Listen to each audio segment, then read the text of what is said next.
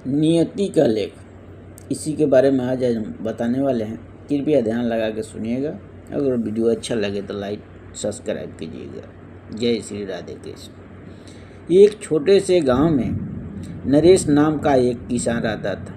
उसका जीवन बड़ी गरीबी में बीत रहा था। नरेश के 3 बेटे थे और वह जैसे तैसे अपने परिवार का भरण पोषण करता था। कुछ समय बाद नरेश की पत्नी फिर से गर्भवती हुई और उसने एक चौथे बेटे को जन्म दिया। नरेश अपने घर में एक और बेटे के जन्म से बहुत खुश था। उसका मानना था कि जब उसके चारों बेटे कमाने लायक हो जाएंगे तो उसका बुढ़ापा खुशमय होगा।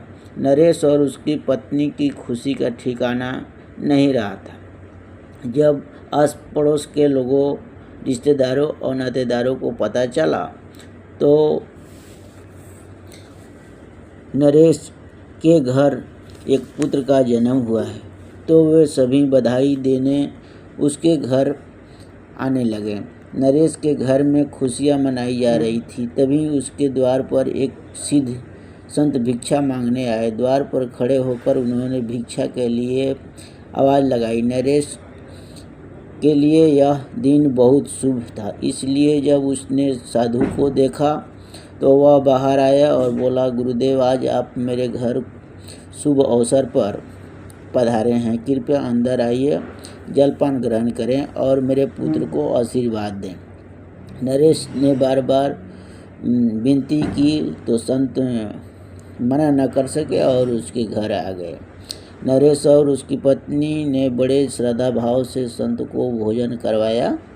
भोजन के बाद नरेश बोला, गुरुदेव, यह मेरा पुत्र है, कृपया इसे आशीर्वाद दे ताकि इसके जीवन में कोई दुख न आए। संत ने जैसे ही बच्चे को आशीर्वाद देने के लिए हाथ उठाया, उनकी नज़र बच्चे के दाहिने हाथ पर पड़ी।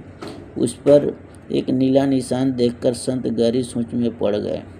नरेश ने देखा कि संत चिंतित लग रहे हैं तो उसने पूछा, महात्मा जी, क्या बात है? आप मेरे पुत्र को देखकर चिंता में पड़ गए, क्या सब कुशल मंगल है? संत बोले, बेटा, चिंता की कोई बात नहीं, सब कुशल मंगल है। तुम्हारे पुत्र के हाथ का यह निशान संकेत देता है कि यह बहुत भाग्यशाली है।